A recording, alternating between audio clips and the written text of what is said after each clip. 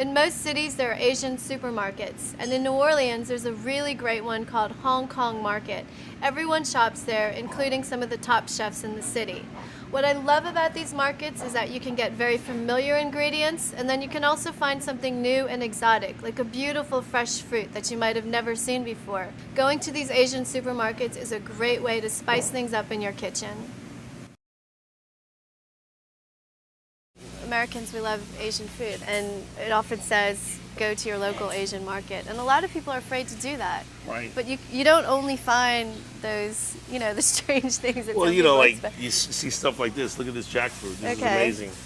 You got Korean melons. I mean, and how much different can this be from a regular melon? And I love these long eggplant. I mean, you can treat them just like a regular eggplant. Just split them down the middle, broil them. They're amazing. When I'll see something like this, I'll kind of keep it in mind and I'll look at it. It says, oh, it's the Indian bitter melon. So next time I go to an Indian restaurant, I'll kind of go like, hey, y'all have any bitter melon back there? And then I'll see how the chefs prepare it there. And then maybe next time I'll pick up some ideas on how to do it. Smell that. Wow. As a chef, we'll cook, and I'll see this and I'll be like, wow, what am I going to do with this? I'll smell it.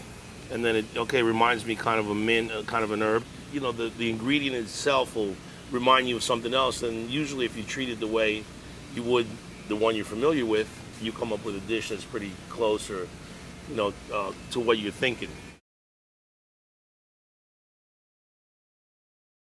So you have all the different barbecue pig, It's like the the whole pig. roquettes up there with Right, their little, exactly. It kind of reminds me of and you got the head down here, the shanks over here, the barbecue ducks, chickens. Should we get some roast pig? Yeah.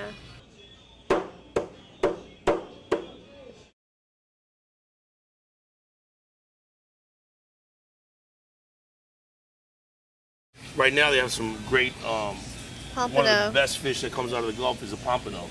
So I think we're going to get some pompano for It's the really restaurant delicate. tonight. The first indicator of freshness is the eyes. The eye. The eyes are nice and clear, and they have, Not cloudy. Right, you don't want them to be cloudy.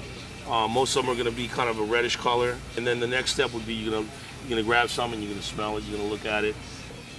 The fish, these are whole. These haven't even been gutted yet. So I'm going to smell them. And it smells like the ocean. It's got a nice briny Metallic. smell, and it's a fresh fish. You can still see the blood. That's great because you know what? Blood is good. So maybe can you trim this up for me like this? Right now? And then take the guts out and then leave the whole fish whole. Okay, right now. Okay? Six of them. You shouldn't be afraid of whole fish. You just ask the fishmonger, they'll clean it up for you and take it home, and it's ready to cook. You always want to let the market tell you how to cook because I think that's going to be the best way to eat. When the What's market fresh? says this is fresh, then let's go with that. And I think a lot of times we lose connection of where our food comes from.